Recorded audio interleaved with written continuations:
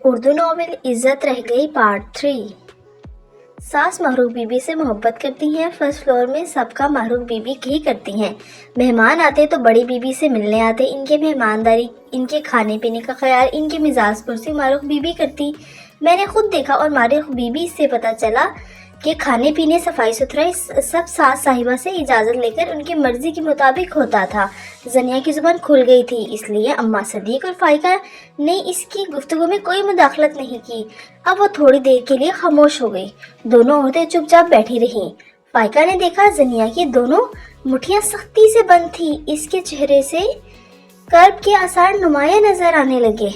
फाइका, बीबी सुनिए, जनिया ने बात शुरू की। सास साहिबा काम करवाती तो ताने भी देती जाती, बोलती नमक हराम, अच्छी तरह काम कर, टालो काम को ना टाल, तनख्वाह में से पैसे काट लूंगी। इस बुढ़िया की बातें मुझे बहुत बुरी लगती, लेकिन मैं कुछ न बोलती। महरूख बीबी ने मुझे समझा दिया था कि बड़ी भी कुछ भी कहे तुम पलट कर जवाब ना देना। मैंने यही किया। मेरी तनख्वाह अच्छी थी। महरूख बीबी इतनी इज्जत करती थी कि मैं बड़ी बी की गालियाँ पी जाती थी, लेकिन ऐसा क्या हुआ मुझे पता नहीं। मुझे बड़ी बी में तब्दीली नजर आने लगी। कैसी तब्दीली? फाइका ने जुबान से बेसाख्ता निकाला। अम्मा ने हाथ के इशारे से आगे बात करने से रोक दिया। जनिया ने फाइका के टोकने को नजरअंदाज कर दिया, बात जारी रखी। मैंने महसूस किया कि बड़ी भी अब मुझे ना इल्मी बोलती और ना ही अकल कामचोर। वो अपना कमरा अच्छी तरह साफ करवाती, बाथरूम धुलवाती और 50 रुपए मेरे हाथ में थमा देती, कभी ज्यादा भी दे देती। कहती कि बस का किराया रख लो। मैं खुश हो जाती। ये रुपए मेरे लिए बड़ी नेमत थे। इस तरह 3 हफ्ते गुजर गए। अब कभी कभी बड़ी भी रात का बचा सालन भी मुझे दिया करती थी। एक दिन सालगिरह का केक भी खाने को मिला। बड़ी बी ने अपने हाथ से मेरे मुंह में केक डाला, फिर कहने लगी कि यही खा लो, घर लेकर नहीं जाना। फाइका ने मुझे खबरदार कर दिया था कि बड़ी भी बहुत मीठी छुरी है, जरा संभल कर रहना, वो कुछ भी कर सकती हैं। जनिया की आंखें अब खुश्क हो गई थी। इसकी गुफ्तगू में एतमाद आ गया था। बड़ी भी हर रोज मेरे घर के बारे में, बच्चों और शोहर के मुतालिक कुछ ना कुछ बातें करती। उन्होंने एक बार नहीं कई बार कुरेद कर पूछा कि मेरा शोहर माजूर कैसे हो गया। आज तक इतनी मोहब्बत से किसी ने ना पूछा था। मैंने तफसील से सारा वाकया बताया। एक बड़ी बिल्डिंग बनाने वाला ठेकेदार जो मालिक का भाई था, बड़ा जालिम था। डांट टबर में 1000 दिए, काम से निकाला और उल्टा इल्जाम लगा दिया। ऊपर से मलबा गिरने की जगह सब मजदूरों को दिखा दी गई। इन्हें इस जगह से दूर रहने को कहा और बोला कि मेरे शोहर दीनू को भी बता दिया था कि यहाँ खड़े ना होना। ये इसने गलत कहा था। अगर इसने मेरे शोहर को खबरदार किया होता तो वहाँ से हट क्यों ना जाता। बड़ी बी ने मुझसे हमदर्दी के लिए ठेकेदार को जी भर के गालियाँ दी। बोलते बोलते इसकी जुबान फिर खुश्क होने लगी। इसने खुद ही ठंडी बोतल उठाकर ग्लास में पानी भरा और घूंट घूंट पी गई। फिर इसकी जुबान से एक फिक्रा निकला, आखिर वो मनहूस दिन भी आ गया। मनहूस दिन? फाइका की जुबान से बेसाख्ता निकल गया। हाँ भाई, मनहूस दिन, मनहूस से भी ज्यादा खराब दिन। फाइका बीबी, अम्मा आप भी सुने। जनिया ने तख्त पर बैठे बैठे अम्मा सदीक की तरफ चेहरा किया, जो इनके पास ही बैठी थी, और इनका हाथ थामा। कभी इसकी गिरफ्त सख्त भी हो जाती थी। इस दिन महरूख बीबी लेडी डॉक्टर के पास गई हुई थी। मैं 4 महीने से इस घर में काम कर रही थी और ये पहला दिन था जिसमें महरूख बीबी घर पर नहीं थी। अम्मा सदीक, मुझे माफ करना, मैंने आपको पहले नहीं बताया बल्कि झूठ बोला। सुनिए, इस दिन वो बुढ़िया घर में अकेली थी। वो मुझे अपने कमरे में ले गई। कहने लगी, जनिया आज तेरा काम हल्का है, बल्कि काम ही नहीं है। मेरा कमरा ठीक है, बाथरूम भी साफ है, तू रोज काम करके थक जाती होगी। आज मुझे कोला पिलाती हूँ, आज मैं तुझे कोला पिलाती हूँ, बिरयानी भी खिलाती हूँ। बिरयानी भी शादी की। नीचे मंजिला बेटा रहता है, इसकी बीवी फरीदा से तुम तो मिली हो। कल रात इसकी छोटी बहन की शादी थी, खाना बहुत बच गया।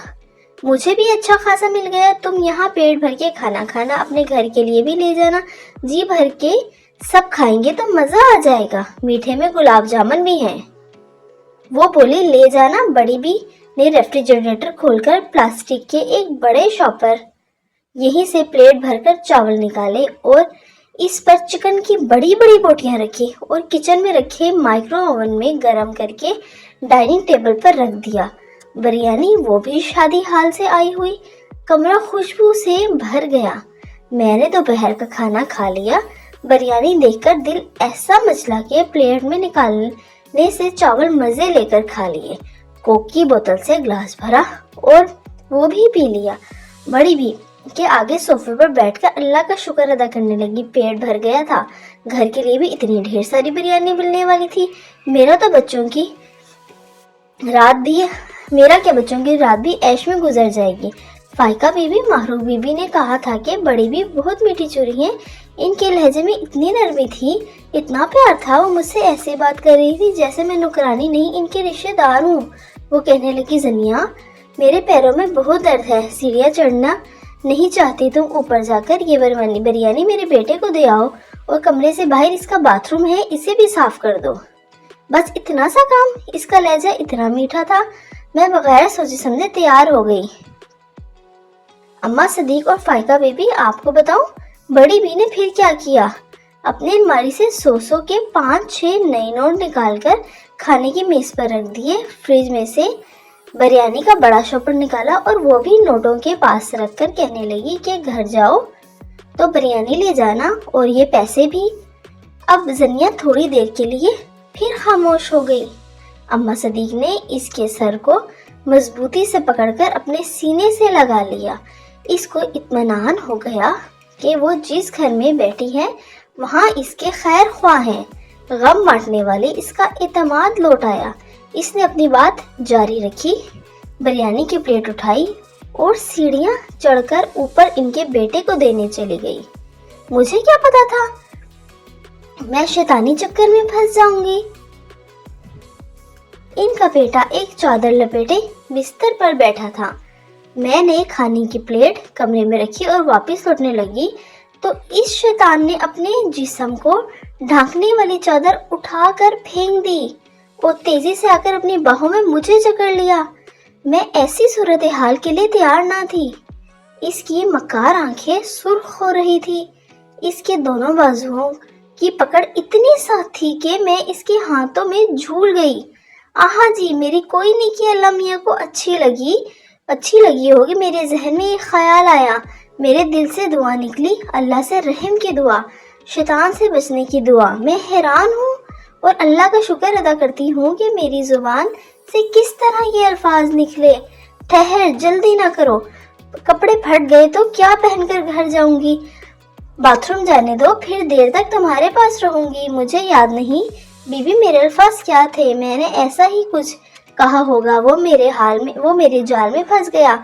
इसने अपनी पकड़ छोड़ दी। मैं पीछे 2 कदम हट गई, हाथ के इशारे से उसे रुकने को कहा। इसे यकीन हो गया होगा कि मैं बाथरूम जाकर वापस आ जाऊंगी।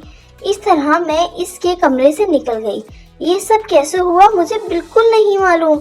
मैंने कमरे से निकलकर दरवाजे के दोनों पट खींचकर फौरन बंद किए और बाहर से बोल्ट लगा दिया।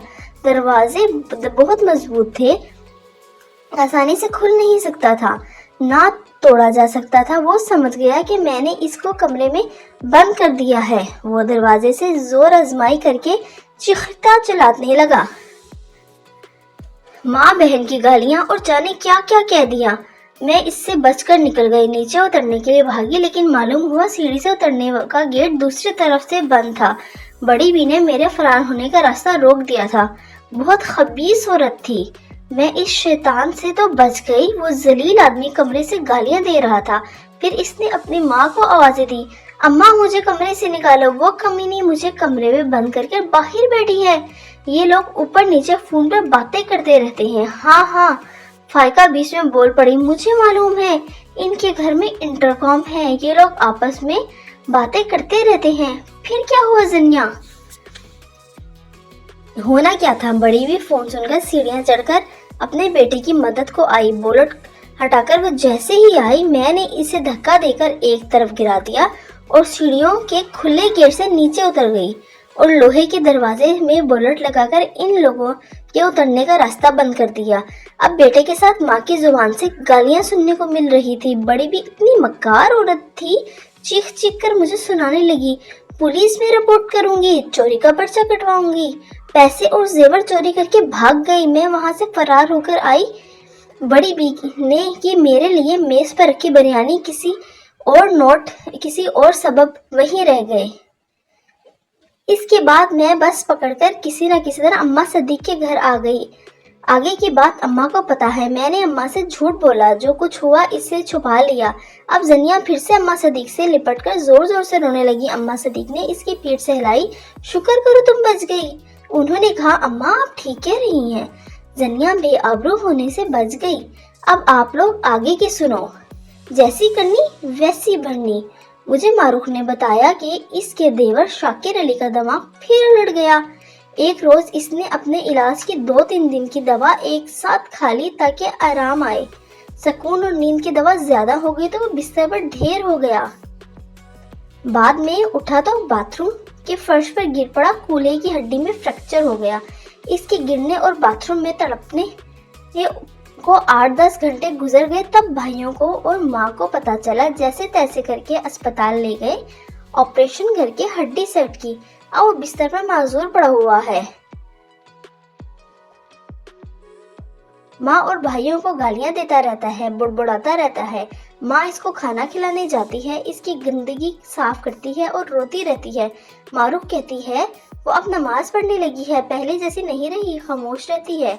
अम्मा सदीक ने कहा, फायका कुछ भी हो, अल्लाह इस औरत पर करम करे। अम्मा आप ये सब कुछ जानने के बाद भी इसके लिए दुआ कर रही हैं? इस जालिम औरत, इस साजिशी बुढ़िया के लिए? फायका बोली, हाँ फायका, वो माँ है, औरत है। इसका शोहर जिंदा होता तो शायद ये सब कुछ ना होता। ये रोग उसकी जान को चिमड़ गया है, ना इसे जहर देकर हलाक कर सकती है, ना जिंदा रहने में इसकी खातिर ख्वाह मदद। तुम ही बताओ, क्या मैं इसके लिए जुबान से कोई कलमा खैर ना निकालूं? ऐसी आजमाइशों से हमारा पालने वाला सबको महफूज रखे। वो नमाज पढ़ने लगी है। शायद इसे अपने बेटे के लिए, इसकी तस्कीन के लिए की जाने वाली गलती का एहसास हो गया हो।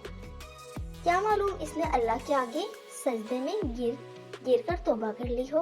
क्या पता खालिक की कायनात ने इसे माफ कर दिया हो। ये रोग इसकी जान को चिमट गया है। क्या पता खालिक की कायनात ने इसे माफ कर दिया हो। जनिया तुम भी इसे माफ कर दो बेटी, अल्लाह माफ करने वालों को पसंद करता है। ये कहते हुए इसकी आवाज रुक गई।